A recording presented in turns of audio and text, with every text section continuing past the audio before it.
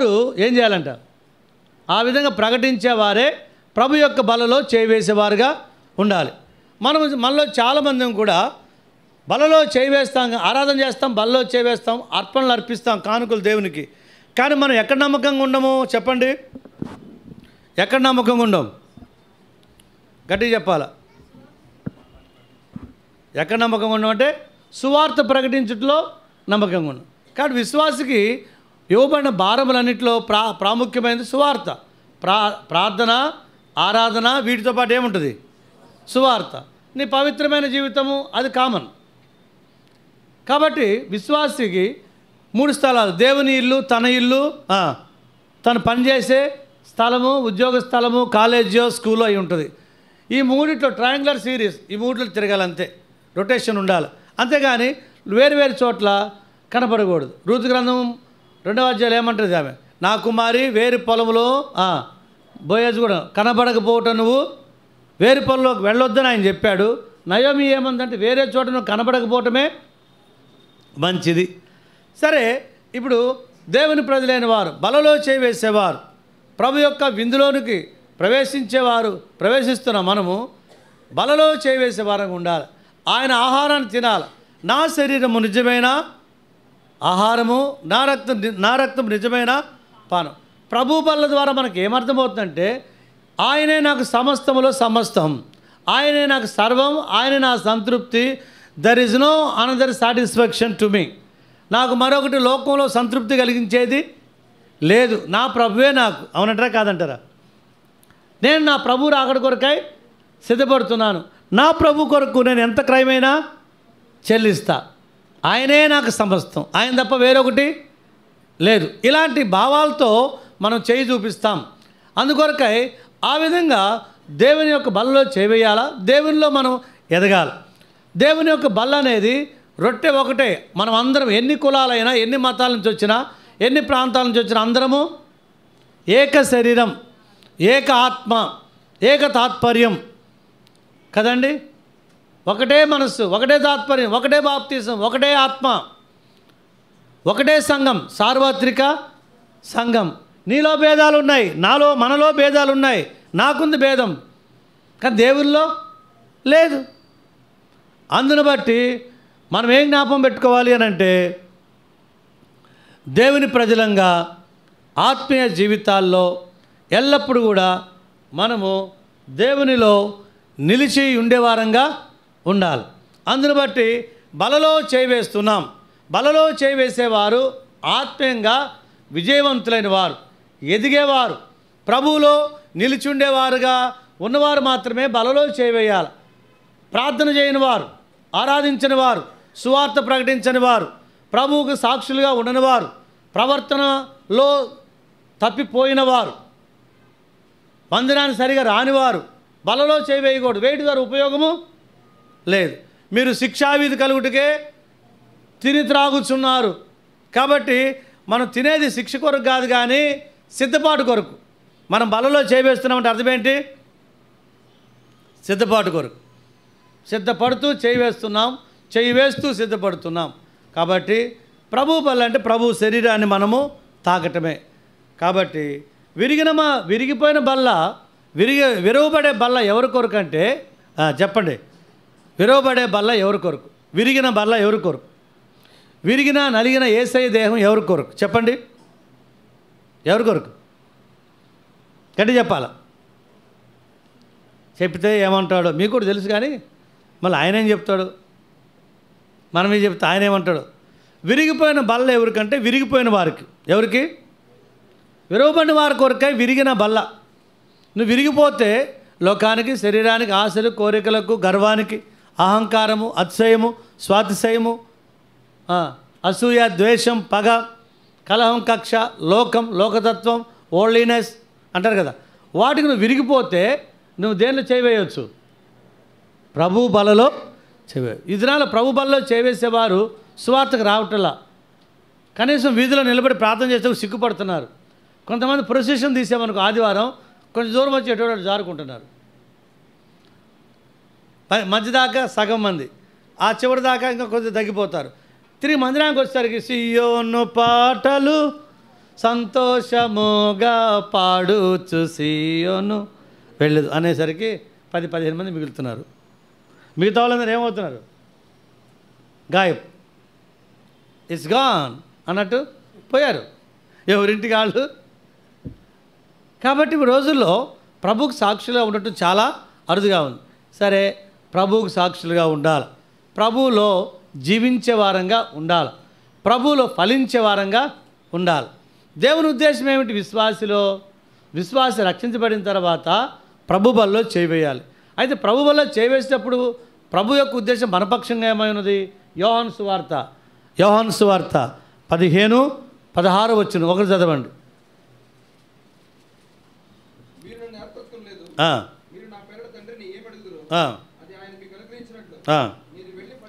మీరు వెళ్ళి ఫలించుటకును మీ ఫలం నిలిచి ఉంటకును నేను మిమ్మల్ని ఏర్పరచుకొని నియమించుతుని. ప్రభు బలలో చేయవేసేవారు ఆరాధన, ప్రార్థన, పవిత్రమైన ప్రవర్తన, సువార్త ప్రకటించే అనుభవము, సాక్షాత్మైన జీవితము ఇవి కలిగి జీవిస్తూ ప్రభులో ఏం కావాలా? ఫలించాల, ప్రభులో ఎదగాల. అంటే రోజు రోజు ప్రభులో ఎదిగేవారుగా ఉండాలి. ఎదిగేవారిలో చేదైన వేర్లు, చేదైనవి, వ్యర్థమైనవి బయటికి పోవాలి.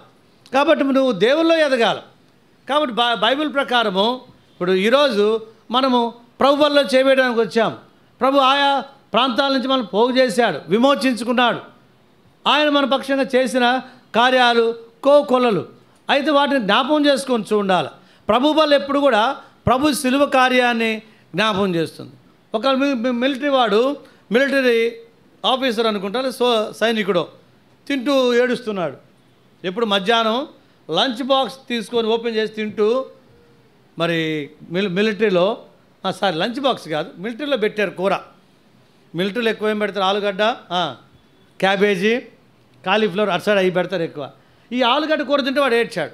దేనికని, ఎందుకు ఏడ్చావని పక్కన అడిగితే, ఈ కూర తింటున్నప్పుడు చిన్నప్పుడు నా తల్లి నాకు వండి పెట్టిన ఆలుగడ్డ కర్రీ, బంగాళదుంప కూర గుర్తొస్తుంది. నా తల్లి నాకు ఇష్టమని ఎప్పుడు ఇదే పెట్టేది. అంటే తినేటప్పుడు ఎవరు గుర్తొచ్చారు చెప్పండి? ప్రభు బల్లో చేవేసేటప్పుడు ప్రభువు గుర్తు రావాలి. రెండోది ఎవరు గుర్తు రావాలా? నీ పాపాలు, నీ బలహీనతలు, నీ అవిధేయతలు, నువ్వు తప్పిపోయిన సందర్భాలు జ్ఞాపకం చేసుకోవాలి. సరే, ఇప్పుడు దేవుని వాక్యంలోకి వెళ్దాం. కాబట్టి దేవుని జ్ఞాపకం చేసుకోవాలి. యేసయ్య మరణ, భూస్థాపన, పునరుద్ధానానికి రావాలి. ఆయన శిలువ త్యాగ బలియాగం గుర్తు రావాలి. ఆయన తిన్న కొరడా దెబ్బలు, చీల్చబడిన దేహం, యేసయ్య దేహంలో నుండి మీట్ కొరడా దెబ్బలతో కొట్టినప్పుడు రాలి కింద పడితే ఒక్కొక్కసారి 250 గ్రామ్ మీట్, ఇంత పీస్ వేట మాంసం తెచ్చుకోవడం తెలుసు. ఇంత ముక్క పడితే అది ఎంత ఉంటుంది? ఇంత ముద్ద, ½ కేజీ అట్లా పడిందంట. ఒక్కోసారి ఇట్లా చీలి అట్లా వేలాడుతూ ఉండేవి. ఏవి చెప్పండి? మాంసపు ముద్దలు ఆయన శరీరంలో నుండి. కాబట్టి దయలేని కఠినాత్ములైన రోమ సైనికులు ఆయనను చిత్రహింసలు పెట్టారు. ఆ చిత్రహింస ఏదో, ఆ సిలువ కార్యము నీకు అర్థం కావాలి. ఈనాడు లోకస్తులు అంటే ఒక ఆమెకు చెప్పాను, యేసు ప్రభు నీ కొరకు చనిపోయాడమ్మా, రక్తం కాచి ప్రాణం పెట్టా, ఏసే నమ్ముకో, ఏసు రక్తం పాపాలు కడుగుద్ది. విని, ఓ సారు నువ్వు పొద్దుగాలే వచ్చి తెలంగాణ భాష వచ్చి ఆయన నా కూర తెచ్చాడు అంటున్నావు, నేను చదవమన్నానా సారు? నాకేమైనా తెలుసా సారు? నాకేమైనా తెలుసా? నేను ఏమన్నా అన్నాడు సారు? నేను చెప్పానా సారు సావమని? లేదమ్మా, నువ్వు చెప్పలేదు. ఆయన నీ కొరకు రక్తం కార్చాడంటే ఏమో సార్, అది మాకెందుకు సార్? ఆ పాపం నాకు వద్దంటది ఆమె. నమ్మకపోతే పాపం అయితే, నమ్మితే ఉండదని చెప్పాను నేను. మీరు ఏం చేయమంటావు సార్? ఆగు ఏం చేయమంటావు? తీసుకో, చదువు రాదుగా, ఇంటికెళ్ళి చదివించుకో. యేసయ్యా, యేసుదేవుడు నీకు రక్తం కార్చి ప్రాణం పెట్టాడు, చనిపోయాడు. నువ్వు ఏం చేయలేదు నీ పాపాల కొరకు, మరి ఏం చేయలేదు అంటున్నావు, నా కొరకు చచ్చిపోయాడు అంటున్నావు అని చివరికి విని, సర్లే సారు, ఏ దేవుడైతే ఏమైంది తీసుకుని ఇంటికి పోయింది. తీసుకుని మెల్ల 2 మాటలు విన్నది. ముందేమంది? నేను చచ్చిపోమన్నానా? కాబట్టి ప్రియులారు జ్ఞాపం పెట్టుకోనండి, ప్రభు సిలువ కార్యం మన కొరకే. అందుకొరకే బలలో చేవేసేటప్పుడు ఎవరు గుర్తు రావాలా? ప్రభు గుర్తు రావాలి. ప్రభు శిలువ కార్యం గుర్తు రావాలి. ఆయన మేకులతో ఎందుకు కొట్టబడ్డాడంటే ఆయన వచ్చిందే ప్రాయశ్చిత్తము చేయటానికి. మేకులతో కొట్టుకోవడానికి, మేకులు కొట్టించుకోవడానికి వచ్చాడు. మేకులు పీక్కోలేనని ఒకడంటాడు, కానీ మేకులు కొట్టించుకోవడానికి వచ్చాడు. పీకించుకుంది ఇంకేముంది? తర్వాత బీకాడు, మొత్తం బీకాడు. ఎవరు? యేసుప్రభు మొత్తం బీకిలేశాడు. యేసుప్రభు సమాధికి అడ్డం పెట్టిన రాయి బరువు ఎంతో తెలుసా? 2 టన్నుల బరువు సుమారు. దాని ఫ్రేమ్ 10 అడుగులు అంటారు. తర్వాత మందం 2 అడుగుల మందం. దాని మందం ఎంత? 2 అడుగుల మందం. ఫ్రేమ్ సుమారు 10 అడుగులు అంటారు. కొంచెం ఎక్కువ తక్కువ ఉండొచ్చు, చరిత్రకారులు చెప్పేది. దాని బరువు. తర్వాత ఆయనగా చుట్టిన ఆ కట్లు, బంధించిన బంధకాలు, వేయబడిన స్త్రీలు ఏం చేశాడు? మొత్తం జయించి బయటకు వచ్చాడు. ఆయన జయించాడు, కానీ ఆయన చనిపోవడానికే వచ్చాడు, ప్రాణం పెట్టడానికే వచ్చాడు. సరే, జాగ్రత్తగా వినండి. ఇప్పుడు మనం పాఠంలోకి వెళ్తున్నాం. దేవుని ప్రజలంగా దేవుని వాక్యంలోకి వెళ్ళేటప్పుడు ప్రభు యొక్క రక్తమాంసాలను మనం తాకేటప్పుడు ఎవరు గుర్తు రావాలా? ఆయన శిలువ త్యాగ బలియాగం. అందుకొరకై వాటిని బట్టి నువ్వు స్పందించాలి. తోమ పాలస్తీనా దేశం బెత్లెహేం, యెరూషలేం ప్రాంతాల నుంచి బయలుదేరి వచ్చాడు. దేవుని సేవ చేద్దామని వచ్చాడు భారంతో. ఆయన మొదటి శతాబ్దం AD 46లో పంజాబ్కి వచ్చాడు. శిల్పాలు చెక్కుతూ ఉండిపోయాడని చెప్తారు చరిత్ర. ఒక రాత్రి ప్రభు మాట్లాడాడు. నేను ఇందుకు కాదు నేను పిలిచింది, ఎందుకంట నన్ను ప్రకటించడానికి పిలిచాను, నువ్వు నా గాయాలు మరలా రేపుతావా అని ప్రభు మాట్లాడితే పశ్చాత్తాపడి ఏడ్చి, నీకు నేను ఎన్నడూ ఆ పని చేయను ప్రభు, నన్ను క్షమించమని అడిగితే ఎటు బొమ్మంటావు? దక్షిణంగా వెళ్ళమంటే కేరళకు వచ్చాడు. కేరళలో సువార్త ప్రారంభించాడు. కాళీ పూజ చేసేవారు, బ్రాహ్మిన్స్, విగ్రహారధికులు పొద్దున్న ఏం చేస్తున్నారంట? పైకి నీళ్ళు చల్లుతున్నారు, కింద పడుతున్నాయి. ఎవరికి? దేవుడికి. దేవుడు తీసుకోవట్లేదు అంటే అవును కిందకి వస్తాయి, మేము వేసేది దేవుడికి. మీరు దేవుడికి వేస్తే కిందకి ఎందుకు వస్తాయి? మరి నువ్వు చేస్తావు రాకుండా? మీరు వేయండి, పైకి తీసుకుంటే మీ దేవుడే దేవుడు. నువ్వు వేస్తావు? నేను చేస్తా. నా నీళ్ళు పైకి నిలబడితే నా దేవుడిని నమ్ముతారా? ఓకే అన్నారు వాళ్ళు. అప్పుడు ఆ నీళ్ళు తీసుకుని ఏసునాలు పైకి వేస్తే అది నిలబడ్డాయి. అప్పుడు వారు అనేకులు ఏమయ్యారు? మారి శిష్యులైపోయి సువార్త అంగీకరిస్తూ వచ్చారు. తర్వాత ఆయన్ని వారు చంపారు. అంటే 46వ సంవత్సరంలో ప్రభు ఆయనతో మాట్లాడితే క్రీస్తుకం 65 ఈ 70 ఈ సంవత్సరాలు ఆ ప్రాంతంలో ఆయన మరి చెన్నైలోని సెయింట్ మౌంట్ థామస్ అంటారు కదా, ఆ థామస్ కొండ మీద ఆయన మరి పొడవబడి చనిపోయే రక్తం గార్చాడు. అంటే ప్రభు మాట్లాడిన తర్వాత ఆయన మరలా వెనుక తిరిగి చూడలా. No turning back. వెనక తిరిగింది లేదు.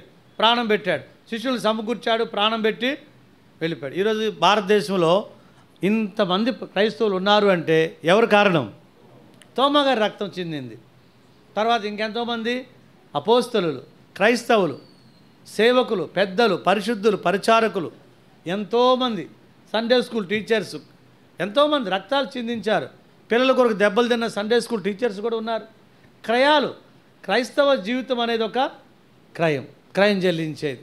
కాబట్టి మధ్యాహ్న కాల సమయంలో ప్రభు కోరేది ఏమిటంటే బలలో చేవేక మునుపు మనం ఆయనలో ఏం కావాలా? ఫలించాలి, మనం ఆయనలో జీవించాలి, మనం ఆయనలో ఎదగాలి. సరే, ఇప్పుడు దేవుని వాక్య ప్రకారము ఆయనలో అన్ని విధాలు బాగానే ఉన్నా ఆయనలో ఎదిగే వారంగా ఉండాలి, ఆయనలో ఫలించే వారంగా ఉండాలి. ఆయనలో ఫలించేవారే ఆ యొక్క బలలో చేయి వేసేవారుగా ఉండాలి. నువ్వు ఎదగకపోతే ఉపయోగం ఏముంది? నువ్వు ఫలించకపోతే ఉపయోగం ఏముంది? బల తీసుకునేవారు ఆత్మీయంగా ఎదుగుతూ వెళ్ళాలి, ప్రభులో జీవించాలి, ప్రభులో ఉండాలి. సరే, ఇప్పుడు ఎదుగుదలను గురించి కొన్ని మాటలు చెప్తాము.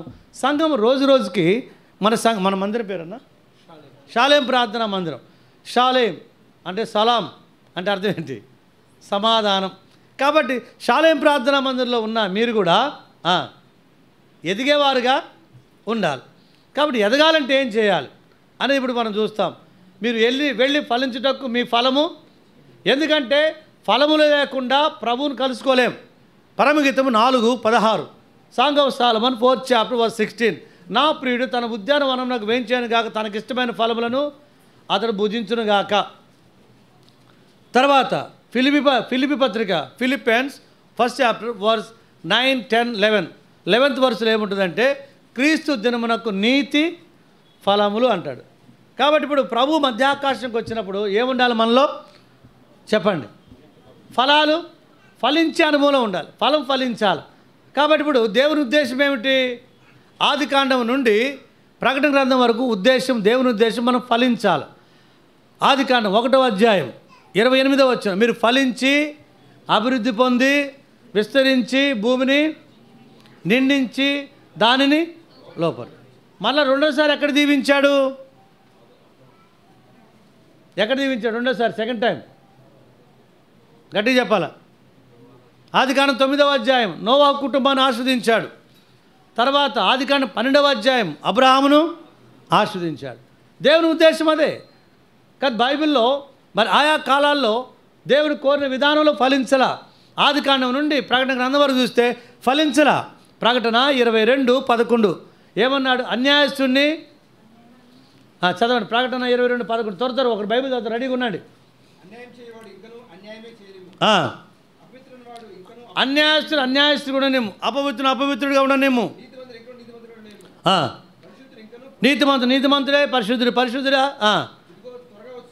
ఇదిగో నేను త్వరగా వచ్చుచున్నాను, వాని వాని కీలుపు బట్టి సిద్ధపరిచిన జీతం. ప్రభు రాకడ సమీపంగా ఉంది. ఆయన సిద్ధపరిచిన జీతం ఆయన ప్రజల కొరకు తీసుకొచ్చేది ఉన్నది. ఆదికాండం నుండి ప్రకటన గ్రంథం వరకు ప్రజలు ఫలించటం లేదు. దేవుడు ఆశించిన విధానంలో వారు ఫలించలేదు. బలలో చేయవేస్తున్న వారు నీవు ఫలిస్తున్నావా, ఎదుగుతున్నావా, విస్తరిస్తున్నావా? ఆదికాండం 1వ అధ్యాయము 1వ వచనం నుండి నిర్గమాకాండం 20వ అధ్యాయం ధర్మశాస్త్రం వచ్చే వరకు తండ్రి అయిన దేవుడు పరిచర్య చేసిన మాట్లాడిన కాలం. నిర్గమాకాండం 20వ అధ్యాయం నుండి మలాకి 4వ అధ్యాయం వరకు ప్రవక్తలు ధర్మశాస్త్రము పనిచేసిన కాలం, 2వ కాలం. తర్వాత మత్తయి సువార్త నుండి అపోస్తుల కార్యములు 1వ అధ్యాయం అపోస్తుల కార్యములు 1:11 ప్రభు పరలోకానికి వెళ్ళే వరకు కుమారుడైన యేసుక్రీస్తు వారు పరిచర్య చేసిన కాలం. అపోస్తుల కార్యములు 2వ అధ్యాయం 1వ వచనం నుండి ప్రకటన గ్రంథము 4వ అధ్యాయం మొదటి 2 వచనాల వరకు చదివితే పరిశుద్ధాత్మ యొక్క యుగము కాలము. 2వ దశలోనిక 2వ అధ్యాయంలో అడ్డగించువాడైన పరిశుద్ధాత్ముడు ఎత్తబడాలి అంటే అతడే పరిశుద్ధాత్ముడు, అదే పరిశుద్ధాత్మ కాలం. ప్రస్తుతం మనం ఉన్నది ఏ కాలం చెప్పండి? పరిశుద్ధాత్మ యొక్క కాలం, పరిశుద్ధాత్మ యొక్క యుగం. కనుక దేవుని ప్రజలైన మనము ఈ విషయాల్లో జాగ్రత్త వహించాలి.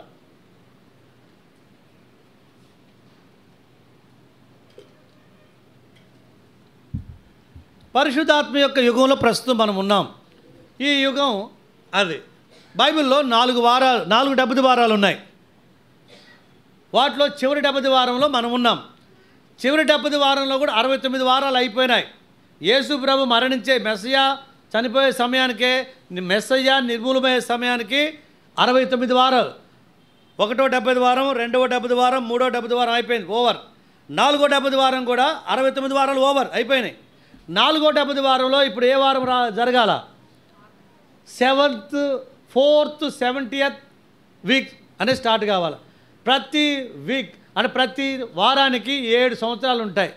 ఇప్పుడు 70వ వారము జరగాల. ఈ 70వ వారము ఆరంభంలో భూమి మీద బయలుపరచబడేవాడు క్రీస్తు విరోధి. 70వ వారము ఆరంభంలో మధ్యాకాశానికి వచ్చేవాడు ఎవరు? యేసు ప్రభువారు. ఆ 70వ వారంలో ఎన్ని సంవత్సరాలు ఉంటాయి? వారానికి ఎన్ని సంవత్సరాలు? 7 సంవత్సరాలు. ఆ 7 సంవత్సరాల కాలమే శ్రమల కాలం. అది భూమి మీద. అదే మధ్యాకాశంలో 7 సంవత్సరాలు పెండ్లి విందు, బహుమానములు, జీతములు. ఈ దినాలు ఎవరు వాక్యాలు ఎక్కువ వినటల్లా.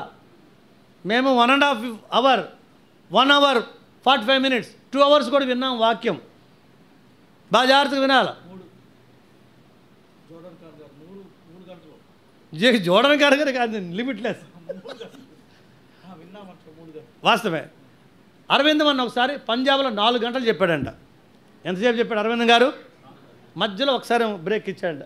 ఓన్లీ మన యూత్ రిట్రీట్ ఏం చేస్తారు? పార్ట్ 1 అని గ్యాప్ ఇస్తారు, బాత్రూమ్ పోయిరామంటారు, అంతే. అది వాళ్ళకి ఇచ్చాడంట. ఆయన కొంతమంది లేచిపోలేదంట, 4 గంటలు ఇట్నే చూస్తున్నారు దానికి వెళ్ళి. దేనికి? ఆయన వాక్యం అట్లని చెప్తాడు. ప్రజల్లో కూడా ఏముంది? చెప్పేవాడు కరెక్ట్గా చెప్పాలా, వినేవాళ్ళు కూడా ఏముండాలా? ఆసక్తి ఉండాలి. మీకు ఆసక్తి ఉన్నా నేను చెప్పేది సరి లేకపోతే వేస్ట్. నేను కరెక్ట్గా చెప్పినా మీకు ఆసక్తి లేకపోయినా వేస్ట్. చూడండి, ఓరక టయాలు చూసుకుంటూ కూర్చుంటే మనం వ్యాపారంలో కాదు. ఓ ఆయన మహా 11:47 29 సెకండ్లు, ఇంకో 2 సెకండ్లే ఉందమ్మా, పెళ్లి కుమార్తె తీసుకురండి, వర్షం అయిపోతుంది. మన సంఘాలు అట్లా అయిపోయింది అన్నా. గోలి ఏంటి? టాబ్లెట్ వేసుకోవాలి. మీరుగా జనరల్ హైదరాబాదులో, ఇక్కడ పర్లేదులే. హైదరాబాదులో అయితే 10 గంటలకు ఆరంభించాలా, 1:30కే వెళ్ళిపోవాలి బయటకంట. దరిదాపు గంట దీనికి ఇస్తాం ఆరాధనకి. స్టార్టింగ్ పాటలో అర్ధగంట, గంటన్నర దానికే పోయింది. బల్ల దగ్గర 45 నిమిషాలు అవుతుంది. ఎంత ఉంటుంది ఇంకా? నాతో వాళ్ళకి పాపం అన్నీ బాగున్నాయి, అదొకటి వాళ్ళకి ఇబ్బంది అవుతుంది. ఏది? టైం ఎక్కువ. కాబట్టి అలాగ ఉండాలి. దేవుని ప్రజలైన వారు గుర్తుపెట్టుకోండి, సమయం చూసుకుంటూ కూర్చోవద్దు. నిత్యత్వంలోకి వెళ్తే ఈ కాలమంతా పోయి దేంటో పడుద్దంట, నిత్యత్వం అనే మహాసముద్రంలో పడుద్ది. అప్పుడు గడియారము లేదు. కాబట్టి సిద్ధపడదాం. ఎక్కువ సమయం ఇక్కడ ప్రభు సన్నిధిలో కూర్చోడానికి ఇష్టపడితే అక్కడ కూడా ఉంటాం. ఇక్కడ ప్రభువుకు దగ్గర, అక్కడ దగ్గర, ఇక్కడ దూరం, అక్కడ దూరం. ఇక్కడ దేవుడి సన్నిధి అంటే అసహ్యము, అలక్ష్యము, కొంచెం అలక్ష్యం, అక్కడ కూడా దూరమే ఉంటాం. పరలోకంలో 3 స్థలాలంట. 1 ఆయన సిద్ధపరిచిన స్థలం, తండ్రి ఇంట్లో ఉన్న, 2వది తండ్రి ఇంట్లో ఉన్న నివాసాలు, 3వది తానుండే సిద్ధపరిచిన స్థలం, ఆయన సిద్ధపరిచిన నివాసములు, ఆయన ఉండే స్థలం. ప్రత్యక్ష గుడారం, ఆవరణం, పరిశుద్ధ స్థలం, అతి పరిశుద్ధ స్థలం. స్థలము సో మెనీ మ్యాన్షన్స్ ఇంగ్లీష్లో ఉంటుంది, భవనాలు, ఆయన ఉండే చోటు. పరలోకని 3 ఉంటాయి. నువ్వు ఎక్కడుంటావో ఆలోచించుకో. భూలోకమే నీకు నిత్యం కాదు, పరలోకం నిత్యమైనది. కాబట్టి ఇప్పుడు నేను చెప్పేది దేనికి చెప్తున్నా, రాకడ సూచనలు జరుగుతున్నాయి. కాబట్టి 4వ 70 వారంలో ఇప్పుడు 69 వారాలు అయిపోయినాయి. ఈ 69వ వారం 70వ వారం మధ్యలో ఉన్న కాలమే ఏ కాలం చెప్పండి? ఏ కాలం? పరిశుద్ధాత్మ కాలం, సంఘకాలం. దానికి లూకాసు వార్త 4వ అధ్యాయంలో ఉన్నట్లుగా ఆయన హితవత్సరమును ప్రకటించుటకు వచ్చానంటాడు. యెషయా గ్రంథంలో హితవత్సరం, యెషయా 61లో మొదటి 4 వచనాలు హితవత్సరం మన దేవుని ప్రతిదండన దినం అన్నాడు. హితవత్సరానికి ప్రతిదండన దినానికి మధ్య ఉన్న గ్యాపే 2000 సంవత్సరాలు. హితవత్సరం యేసు ప్రభు వచ్చి పరిచయం చేసిన కాలం. ప్రతిదండన దినం భూమి మీదకి వచ్చే సందర్భం మెగిద్దోలో జరిగే అర్మగెద్దోను యుద్ధం. అదే యెహెజ్కేలు గ్రంథం 38వ అధ్యాయంలో ఉన్న ప్రపంచ సైన్యాలు ఆడకు వస్తాయి. ఇప్పుడు అది రెడీ అవుతుంది, దానికి గ్రౌండ్ ప్రిపేర్ అవుతూ ఉంది. ఇటీవల వాళ్ళు మనకి మీకు సోషల్ మీడియా చూస్తున్నారు, మీకు తెలుసు. యాంటీ క్రైస్ట్ రివీల్ కాబోతున్నాడు. వాళ్ళని మెస్సియా అంటున్నారు. వాళ్ళని మెస్సియా రూపంలో చేంజ్ చేస్తాడు, మోసం చేస్తాడు. ఆయన ఒరిజినల్ క్రైస్ట్ కాదు. కాబట్టి గుర్తుపెట్టుకోండి. ఇప్పుడు 7 ఏండ్ల శ్రమలు భూమి మీద, 7 ఏండ్లు పెళ్లి విందు, మధ్యాకాశం. కాబట్టి ఇవన్నీ కూడా జరగబోతున్నాయి. అయితే మధ్యాహ్న కాల సమయంలో ప్రభు రాకడలో ఎత్తబడే సంఘము, టైం ఎంత అయింది? ప్రభు రాకడలో మనం ఎత్తబడాలి. ఇప్పుడు మీకు 2 చెప్పాను కదా. యెషయా గ్రంథంలో 2 చెప్పాడు, 2 చదివాడు ప్రవక్త. ఏమన్నా? ప్రభు ఆత్మ నా మీద ఉన్నది, బీదలకు సువార్త, నలిగినవారు అని చెప్పి ఏమన్నాడు? సువర్తమానం ప్రకటించుటకును, హితవత్సరం ప్రకటించుటకును. తర్వాత ఏమన్నాడు? మన దేవుని దినమున, గట్టి చదవమ్మా. దేవుని ప్రతిదండనా దినము అంటే ఇప్పుడు లూకాసు వార్త 4వ అధ్యాయం 16, 17 వచనాల్లో అక్కడ యేసు ప్రభువు వారు మరుగుపరిచింది ఏంటి చెప్పండి? అక్కడ ప్రతిదండన చదవాలి యేసయ్య. త్వరగా చదవాలి మీరు బైబిల్. లూకాసు వార్త 4వ అధ్యాయం 17, 18, 16, 17. రైట్.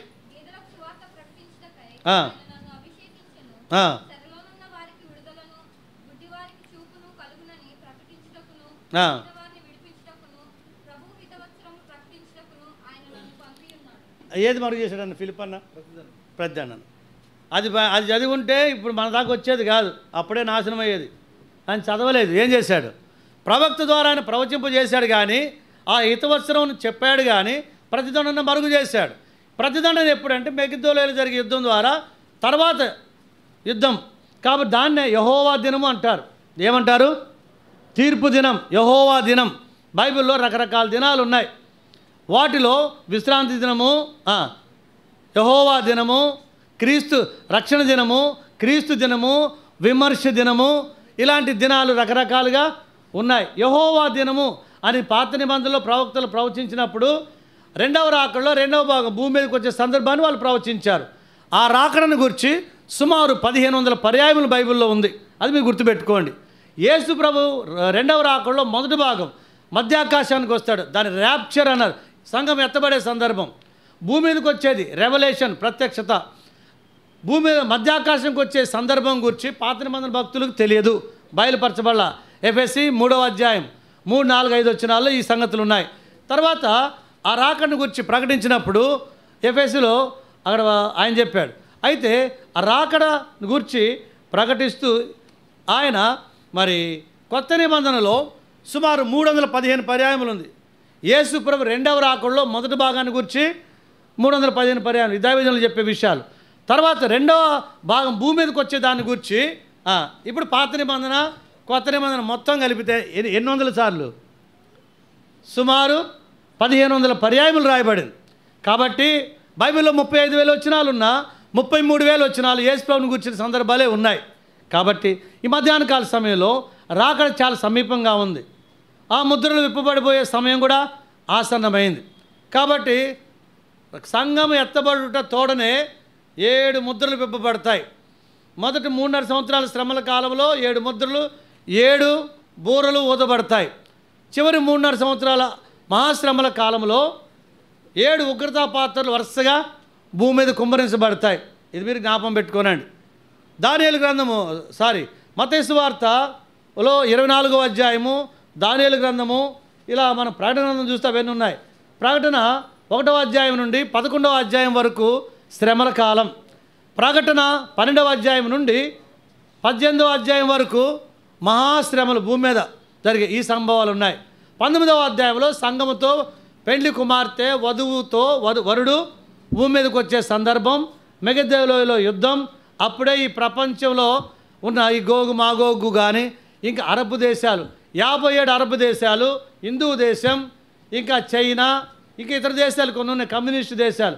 అరబ్ దేశాలు, కమ్యూనిస్టు దేశాలు, హిందూ దేశం, ఇంకా ఇతర దేశాలు అన్నీ ఒక పక్షంగా వస్తాయి. క్రిస్టియన్ కంట్రీస్ కొన్ని, తర్వాత ఇజ్రాయెల్ దేశం, మరి మధ్యాకాశం నుండి దిగొచ్చే వధువు సంఘం, వీరు వన్ సైడ్ ఉంటారు. వీరికి వారికి ఆ లోయలో యుద్ధం జరుగుద్ది. దానికే మరొక పేరు యెహోషాపాతు లోయ అన్నారు. దాన్ని గురించి జెఫన్యా గ్రంథం 3వ అధ్యాయంలో రాయబడింది. కాబట్టి ప్రియులారా జ్ఞాపం పెట్టుకోనండి.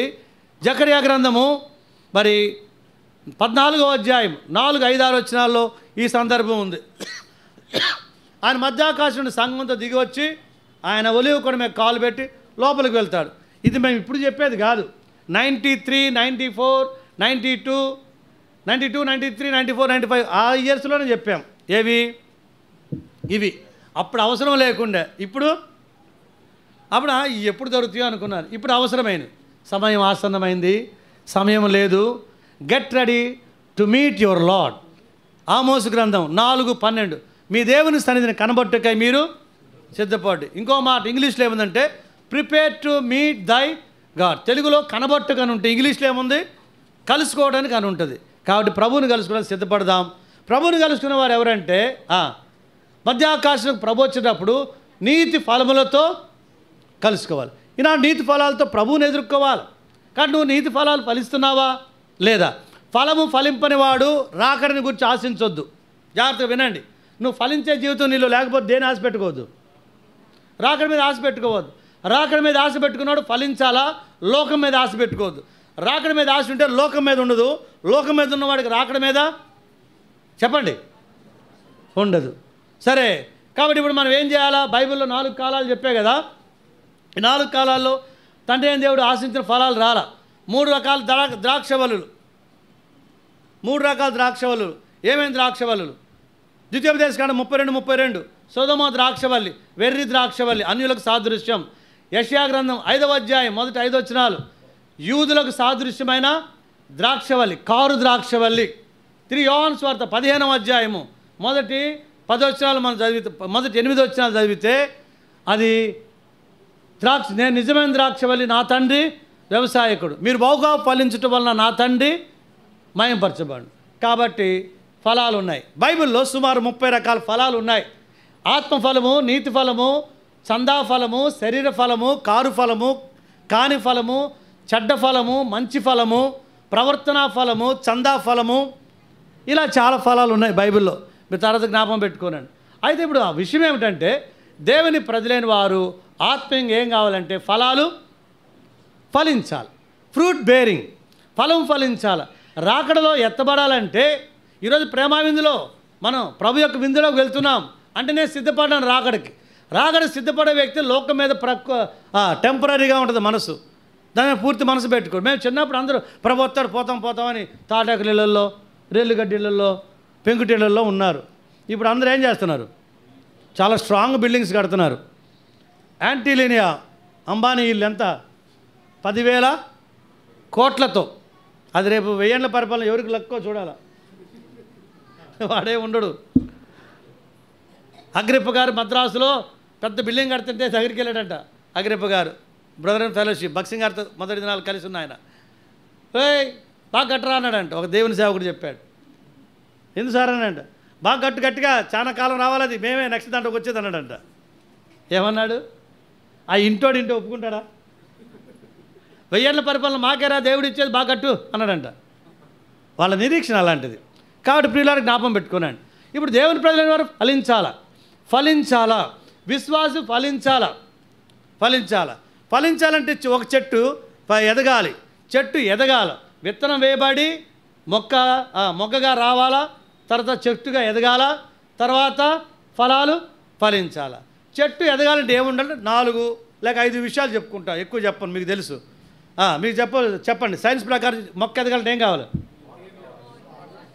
వాటర్, ఇంగ్లీష్లో వాటర్, ఎయిర్, సన్లైట్, రైట్. గాలి, నీరు, సూర్యరశ్మి, ఇవి కావాలి.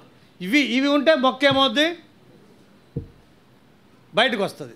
వచ్చిన తర్వాత ఎదుగుద్ది. ఇంకా ఫలాలు ఫలించాలంటే ఏం కావాలంటే దానికి బలమైన ఎరువు వేయబడాలి. తర్వాత 5వది ఏం కావాలి? ప్రక్రియ. దాని బలాన్ని గుంజుకునే వ్యర్థ మొక్కలను ఏం చేయాలి? తీసేయాలి. అంటే సపరేషన్ 5 ఉండాలి. కాబట్టి గాలి అంటే యోహాను సువార్త 3వ అధ్యాయం 3 నుంచి 7 వరకు చదివితే గాలి తనకి ఇష్టమైన చోటికి విసురును. అంటే దేవుని ఆత్మ ప్రత్యక్షమైనప్పుడు యెహెజ్కేలు గ్రంథము, ప్రకటన గ్రంథాలు, ఇతర సందర్భాల్లో కూడా గాలి వీచినట్టు చూస్తాం. అంటే గాలి అంటే ఆత్మ. ప్రతి విశ్వాసి ఆత్మీయంగా ఎదగాలంటే గాలి అంటే ఆత్మతో ఏమై ఉండాలి? సంబంధం ఉండాలి. ఆత్మతో సంబంధం ఉండాలి. యెహెజ్కేలు గ్రంథంలో చక్రములు, వాటిపై జీవుల్లో ఆత్మ జీవుల్లోకి రావడం, జీవులు కదలటం, జీవులు కదలగానే చక్రాలు కూడా కదులుతున్నాయి. అంటే ఆత్మ ఐక్యత. కాబట్టి యెహెజ్కేలు గ్రంథము పాత నిబంధన, క్రొత్త నిబంధనలో అపోస్తల కార్యములు, ఆత్మకార్యం గురించి రాయబడ్డాయి ఎక్కువగా. కాబట్టి దేవుని ఆత్మతో సంబంధం కలిగినట్టు చూస్తాం, అది గుర్తుపెట్టుకోండి. తర్వాత దేవుని వాక్యం బైబిల్లో మనం చదివితే 1 ఆత్మతో సంబంధం ఉండాలి. ఈనాడు మనకి ఎంతమందికి దేవుని ఆత్మతో మనకు సంబంధం ఉన్నది? ఆత్మతో నడిపించబడుతున్నామా? రోమా 8:9-14లో దేవుని ఆత్మతో ఎంత నడిపించబడతారు? వారు దేవుని కుమారులు. తర్వాత క్రీస్తు ఆత్మ లేని వాడు ఆయన వాడు కాడు. ఆత్మ చేత శరీర క్రియలను చంపితే మీరు జీవిస్తారు. ఆత్మ శరీరం ఆత్మకు విరోధంగా ఉంటాయి. ఇవన్నీ మనకు తెలిసిన లేఖనాలు. గలతీ 5:16, 17, 18 వచనాలు. అంతేకాకుండా దేవుని బిడ్డలైన వారు ఆత్మీయంగా ఎదగాల. ఆత్మతో సంబంధం ఈరోజు లేకపోతే ఆత్మస్వరాన్ని, బోర శబ్దాన్ని నేను నీవు మనం వినలేం. ఎవరు ఆత్మతో ఉంటారో వారు దైవ స్వరం వింటారు. భక్సింగా నేను చెప్పాడు అంటే ఒకసారి అందరం ఎత్తబడతాం అనుకోవటం కాదు. ఎవరు ఈరోజు నా ప్రభు స్వరం నేను విన్నానని ఈరోజు చెప్తారో వారు ఈరోజు ప్రభు వస్తే ఎత్తబడతారని భక్సింగ్ గారు చెప్పాడు. ఈరోజు నేను నా ప్రభు స్వరం విన్నా అని చెప్పగలిగిన వారు ఎత్తబడతారన్నాడు. మొదటిది. రెండవది ఏమిటి? నీరు అంటే దేవుని వాక్యం. ఎఫెసీ పత్రిక 5వ అధ్యాయం 24-25 వచనాల్లో వాక్యమును ఉదక స్నానం. ఉదకము అంటే నీరు దేవుని వాక్యానికి పోల్చబడుతూ ఉంది. అంటే విశ్వాసి రక్షించబడిన తర్వాత ఎక్కువ చదవాల్సింది న్యూస్ పేపర్ మ్యాగజైన్స్ కాదు, చూడాల్సింది యూట్యూబులు, ఆ ట్యూబులు ఈ ట్యూబులు కాదు. నీ ట్యూబులు వీక్ అయిపోతాయి చివరికి చూసి.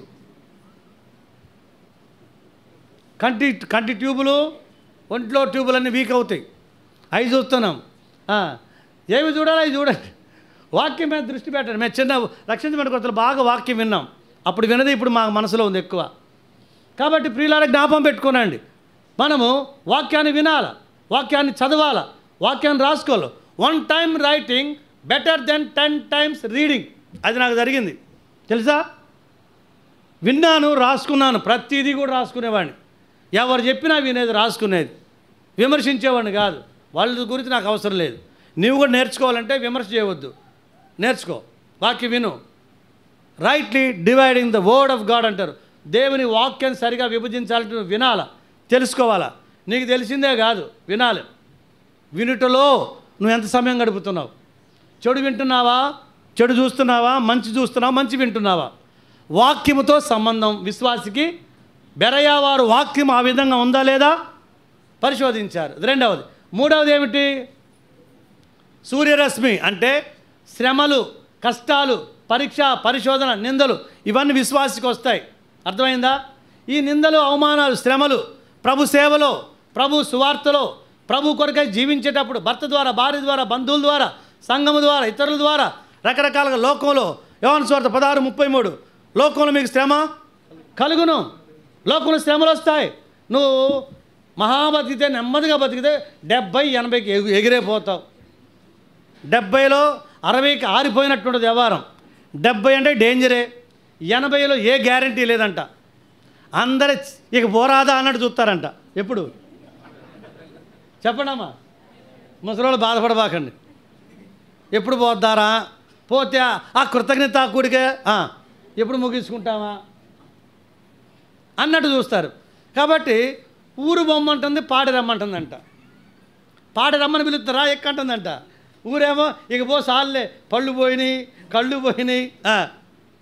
బర్జల్లో 8 yearsలో ఏమన్నాడు తెలుసా? దావీదు రమ్మంటే తినలేను పళ్ళు ఊడిపోయినాయి, వినలేను షౌడ్ వచ్చేసింది. సంగీతము మంచి చెడులకు ప్రధానికి భేదము నాకు స్పర్శ ఏమైంది? బాడీలో స్పర్శ కోల్పడి చచ్చుకొచ్చేసింది. బాడీ చచ్చుపడిపోయింది. ఎప్పుడంటే వయసు ఎంత? 80కి వచ్చేసరికి అన్నీ ఇబ్బందులే.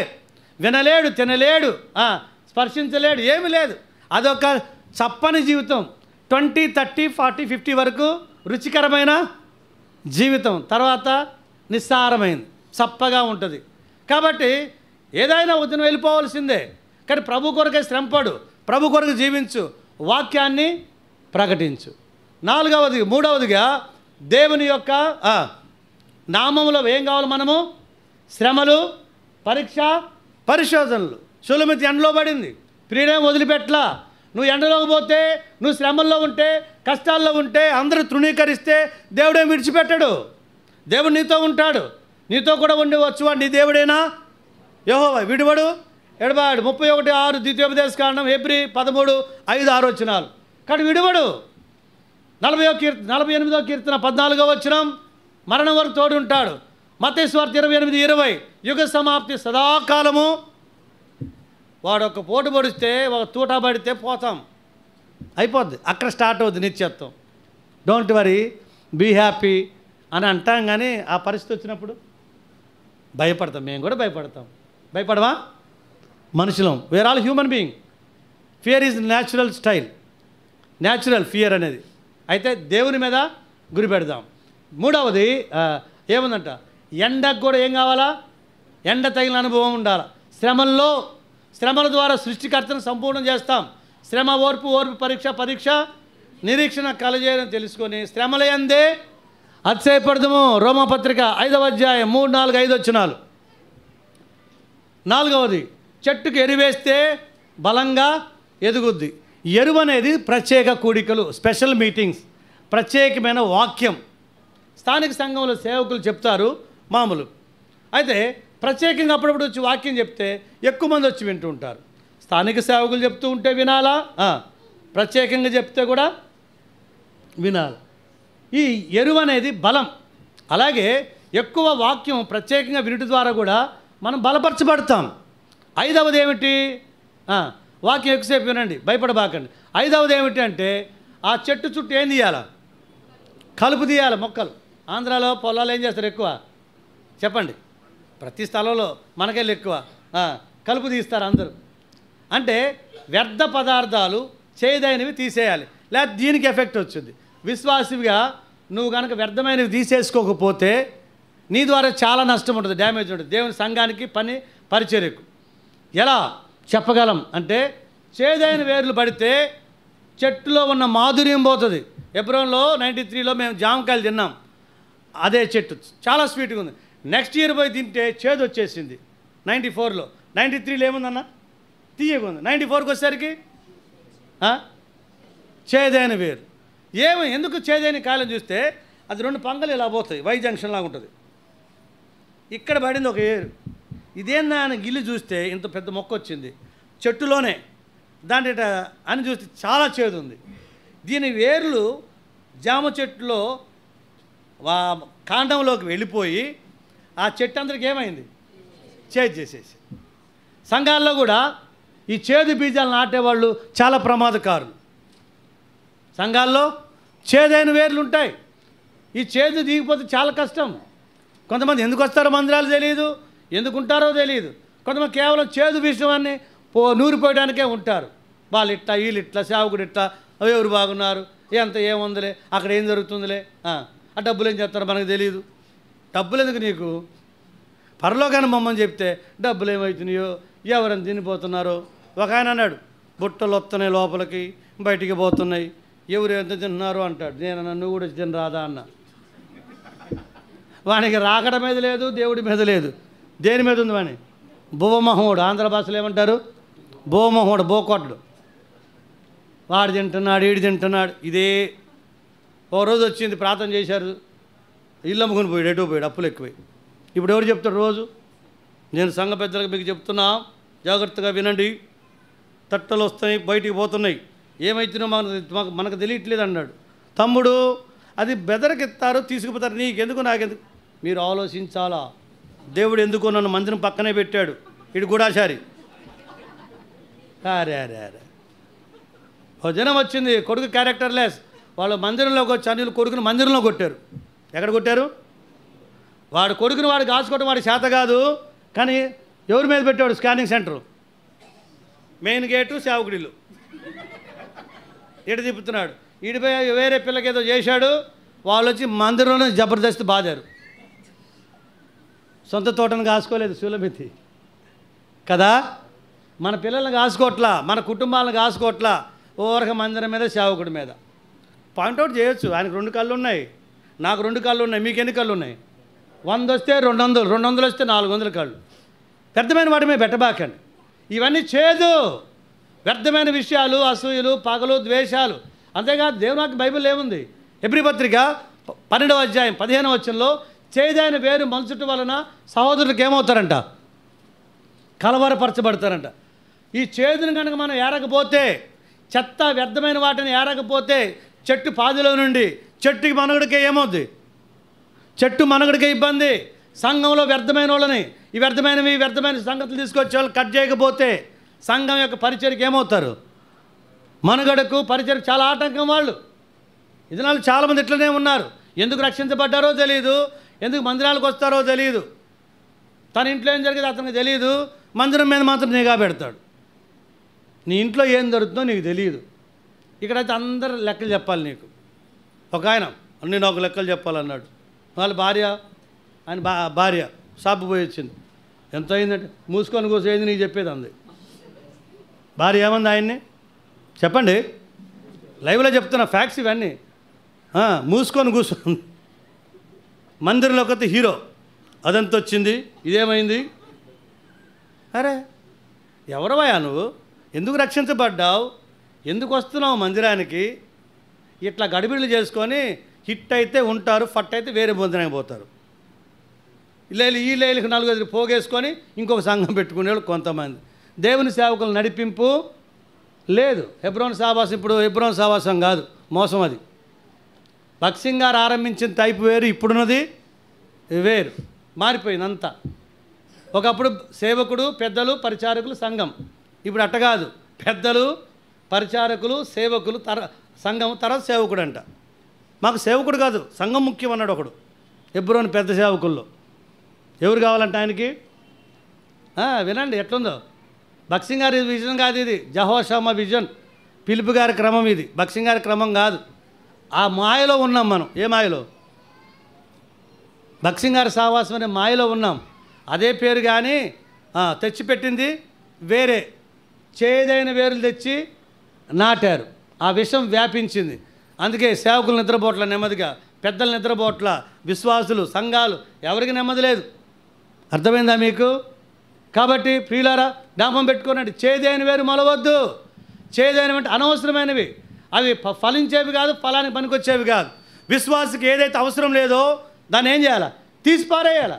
వ్యర్థమైనవి, శరీర సంబంధమైనవి, లోక సంబంధమైనవి, భ్రష్టత్వమైనవి, భ్రష్ట సంబంధమైనవి వదిలేయి.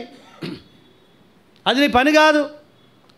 ఏది అవసరమో అదే గాయ కొనాల, అంతేకాదు. ఇది 5వది. కాబట్టి ఈ 5 విషయాలు జాగ్రత్త వహించాలి. దేవుని ఆత్మతో సంబంధం కలిగి, దేవుని వాక్యంతో సంబంధం కలిగి, దేవుని నిమిత్తమైన శ్రమల్లో నిలిచి, వ్యర్థమైన వాటిని విసర్జించి ఏం కావాలి? మనము వ్యర్థమైన వాటిని ఏం చేయాలి? ఎరువు అనేది వేయబడాలి. అంటే బలమైన ఆహారము, వాక్యం వినాల, వాక్యం చదవాల, ధ్యానించాల. తర్వాత వ్యర్థమైన వేవి మనలో ఉన్నవో, ఆత్మీయంగా ఎదగకుండా చేస్తున్నాయో వాటిని విసర్జించాల. ముగింపులో ఒక చలం చెప్పి ముగిస్తాను, ఇక టైం అయిపోయింది. దేవుని వాక్యం బైబిల్లో రాయబడిన ప్రకారము ఒక చెట్టు జీవించేదిగా ఉండాలి.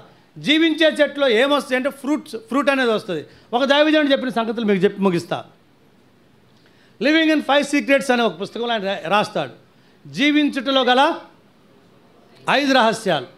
Fruit bearing, abiding, obeying, loving, knowing అంటాడు. అంటే లివింగ్ ఇన్ 5 సీక్రెట్స్. చెట్టు జీవిస్తుంది. జీవం గల చెట్టు అంటే దాంట్లో 5 ఉంటాయి అంట. ఏముంటుంది అంటే ఆ చెట్టు ఏం కావాలా? ఫ్రూట్ బేరింగ్, ఫలము ఫలించాలి. చెట్టు ఫలము ఫలించాలి, అప్పుడే అది జీవం గల చెట్టు. లేదా దానిలో జీవం లేనట్లే, అది నిష్ప్రయోజనమైందే. జీవం గలది సారవంతమైన చెట్టులో నుంచి ఏమొస్తుంది? ఫ్రూట్ అనేది బయటికి రావాలి. Fruit bearing. 2వది అబాయిడింగ్, 2వది నిలిచి ఉండుట, 3వది ఒబేయింగ్, విధేయత చూపుట, 4వది ఏమిటి? లవింగ్, ప్రేమించుట, 5వది నోయింగ్, ఎరుగుట. అంటే జీవించుటలో 5 రహస్యాల్లో మొదటిది ఫలించుట, 2 నిలిచునుట, 3 విధేయత, 4 ప్రేమించుట, 5 ఎరుగుట. రివర్స్లో బాగుంటుంది. మనం చెప్పుకుందాం.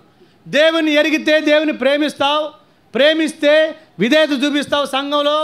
సంఘంలో విధేయత చూపినప్పుడు, సేవకులకైనా సంఘానికైనా విధేయత చూపినప్పుడు నువ్వు నిలిచి ఉంటావు. సంఘంలో నిలిచి ఉన్నప్పుడు ఏమవుతావు? ఫ్రూట్ బేరింగ్, ఫలం ఫలిస్తావు. ఆ చెట్టే జీవం గల చెట్టు. యోహాను సువార్త 15వ అధ్యాయంలో మొదటి 8 వచనాల్లో హిస్ లైఫ్, ఆయన జీవాన్ని గురించి మాట్లాడాడు. తర్వాత 9 నుండి 20 వరకు హిజ్ లవ్, ఆయన ప్రేమను గురించి మాట్లాడాడు.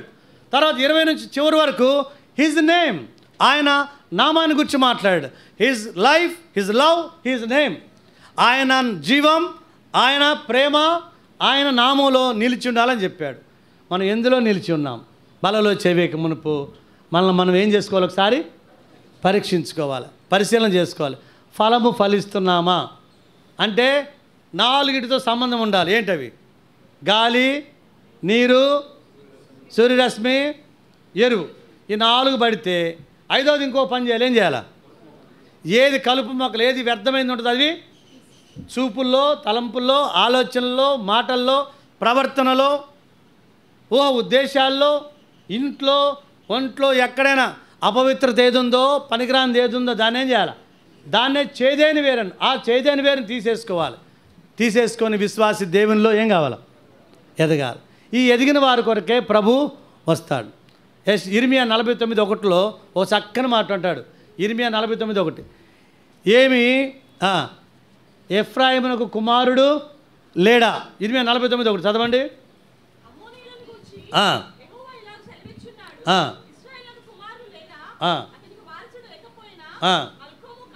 ఇశ్రాయేలు కుమారుడు లేడా?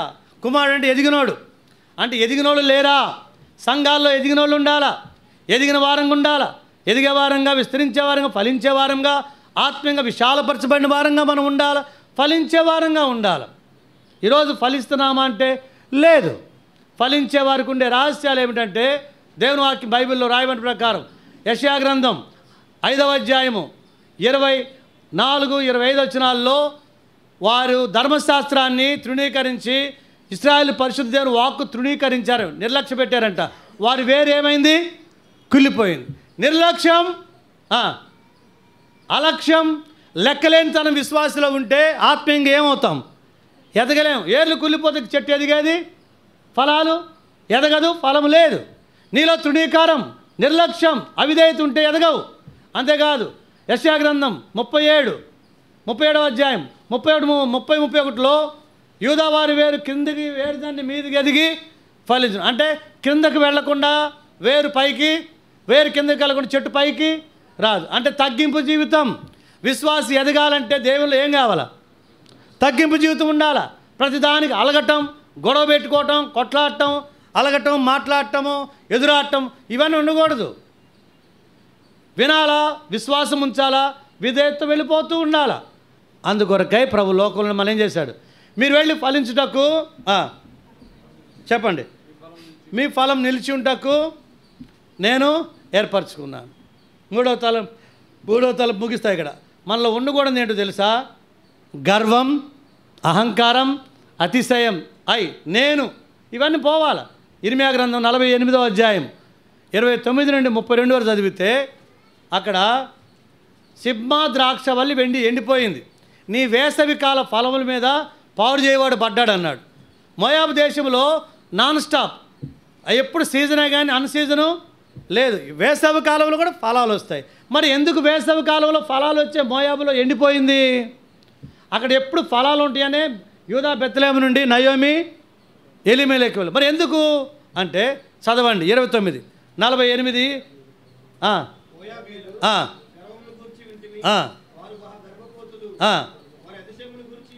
గర్వపోతులు, అతిశయము గుర్చి, గర్వను గుర్చి, అహంకారం గుర్చి, పొగరును గుర్చి ఈనాడు ఈ సంఘాలు పనిచేస్తున్నాయి. అహంకారము, గర్వము, పొగరు, ఇంకా అతిశయం. కులమే అతిశయం, ఉద్యోగమే అతిశయం, బ్యాక్గ్రౌండే అతిశయం, టాలెంట్సే అతిశయం. ఇలాగున దేవుని ప్రజలు అన్నీ ఉన్నాయి మాకు అన్ని అనుకుంటూ డివైన్ డిసిప్లైన్లోనికి, హెడ్షిప్లోనికి రావటం లేదు.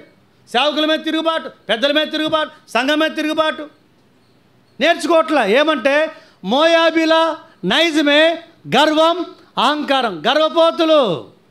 గర్వపోతులు, సోమరిపోతులు, నిద్రపోతులు, తిండిపోతులు, త్రాగుబోతులు, తర్వాత వదలబోతులు, అన్ని పోతులు, చాలా పోతులు ఉన్నాయి బైబిల్లో. పోతు పని చేయదు, ఏం చేస్తుంది? అన్నిటి మీద పెత్తనం చేస్తుంది, అని పొడుతా తిరుగుతుంది అది. మీరు ఎప్పుడైనా పోతులు వెళ్తే మేకపోతులు చూడండి, గొర్రె పోతులు చూడండి, వాటి పని పొడవటమే, గొడవ చేయటమే. మందిరాలు ఈ గొడవలు ఎక్కువే, నీ మధ్యలో ఎక్కువ. రౌతు మెతక గుర్రం 3 కాళ్ళ మీద నడుస్తుంది, అప్పుడు ఇబ్బంది పైన రౌతుకి నడిపేవాడికి, రౌతుకి. కాబట్టి సంఘాలు ఇలా ఉన్నారు. మోయాబీలు గర్వించారు. పోనీ ఏమైనా బ్యాక్గ్రౌండ్ కరెక్ట్ అంటే వాడికి తండ్రి తాత ఒక్కడే, సిగ్గు శరవలేని జాతి అది. ఏ జాతి చెప్పండి? మోయాబీలకి సిగ్గు శరవలేని జాతి అది. వాడి అమ్మ, వాడి తాతకి కూతురు, ఇంకో వరుస తండ్రి అవుతాడు. వాడికి తండ్రి తాత లోతు, వాళ్ళ పుట్టకే సరిగా లేదు. కానీ వాళ్ళు ఏం చేస్తారంట? దేవుని ప్రజలను, ఇశ్రాయేలు మీద ఏం చేస్తారు? గర్వంగా మాట్లాడతారు, అతిశయిస్తారు. ఏది చక్కగా లేదు వాళ్ళకి, ఈనాడు దేవుని ప్రజల్లో ఇవన్నీ పనిచేసి ఆత్మీయ జీవితంలోని ఐక్యతను, ప్రేమ, సంతోష, సమాధాన, ప్రేమను దూరం చేసి సంఘాన్ని విచ్ఛిన్నం చేస్తున్నాయి. బహుశా అది నీలో ఉందేమో, తీసేసుకో. లేకపోతే ప్రభుకు స్తోత్రం, దేవునిలో ఫలిద్దాం. విశ్వాసి ఫలించాలంటే ఈ 3 లక్షణాలు ఉండాలి. తగ్గింపు, ఒకటి నిర్లక్ష్యం, అలక్ష్యం, తర్వాత తృణీకారం ఉండొద్దు. ఎక్కడున్నా నువ్వు నష్టపోతావు. రెండవది నీలో తగ్గింపు జీవితము ఉండాలి. ఎంత తెలిసినా తగ్గించుకొనే ఉండాలి. మూడవది ఏంటి? గర్వం, అతిశయం. ఆ గర్వాన్ని బట్టి ఇప్పుడు నేను మధ్యాహ్నం చెప్పడం మీరు కూర్చొని ఇంటమైంది. లూసిఫర్ లక్షణం ఏంటి? హేజ్కేలు 28, యెషయా 14 అధ్యాయాల్లో 12వ వచనంలో వాడు గర్వించి త్రోసివేయబడ్డాడు. లూసిఫర్ నైజమే గర్వం, అహంకారం, స్వాతిశయం. తర్వాత గర్వపోతులు, పొగరు. కాబట్టి ఇలాంటి లక్షణాలు నాలో నీలో కొన్నిసార్లు పనిచేస్తాయి. మనలో తీసివేసుకుందాం. ఆత్మీయంగా ప్రభువులో ఎదుగుదాం. మీరు బాగుగా ఫలించటం వలన నా తండ్రి మహిమపరచబడును. ఇందువల్ల మీరు నా శిష్యులని ఎంచబడతారు. నా ప్రియుడు తన ఉద్యానవనకు వేయించాను గాక, ఇష్టమైన ఫలములను భుజించును గాక. మీరు వెళ్ళి ఫలించుటకు, మీ ఫలము నిలిచింటకు నేను మిమ్మల్ని ఏర్పరచుకొని నియమించుతుంది. ఇప్పుడు చెప్పండి. Fruit bearing, abiding. Fruit bearing, abiding, obeying, loving, knowing. Fruit bearing, abiding, obeying, loving, knowing. ఫలించుట, నిలుచుట, విధేయత చూపుట, ప్రేమించుట, ఎరుగుట. ఈనాడు నువ్వు ఈ 5 లక్షణాలు నీలో ఉంటే సంఘం క్షేమం, కుటుంబం క్షేమం. ప్రభువుని ఎరగాల, ప్రభువుని ప్రేమించాలా, విధేయత చూపాలా, నిలిచి ఉండాలా. అప్పుడు ఫలము ఫలిస్తాం. ఫలించిన ఫలాన్ని బట్టి చెట్టునేమంటారు? ఇది జీవం గల మంచి చెట్టు, మంచి ఫలం. పరిశుద్ధాత్మదేవుడు ఈ విధంగా చెట్టు సహాయపడిన గాక. కొద్దిగా ఓర్చుకోండి. ఇంక ప్రభు సమయంలో ఎప్పుడు వస్తే ఇంతసేపు చెప్పలే. కాబట్టి ప్రతి మనుషుడు తను తాను పరీక్షించుకోవాలి. ప్రభు రాకడ సిద్ధంగా ఉంది. ఏ క్షణాన్ని బోరం రోగవచ్చు, మనం ఎత్తబడవచ్చు. సిద్ధపడదాం. పరిస్థితులన్నీ ప్రపంచవ్యాప్తంగా రాకడ సిద్ధమవుతున్నాయి. ఒకసారి మీరు పేపర్ న్యూస్ చూసినా, టీవీలో వార్తలు విన్నా, సోషల్ మీడియాలో అన్నీ ఇవే ఉన్నాయి. Get ready, prepare to meet your God. నీ దేవుని కలుసుకోవడానికి సిద్ధపడు. ప్రార్థన.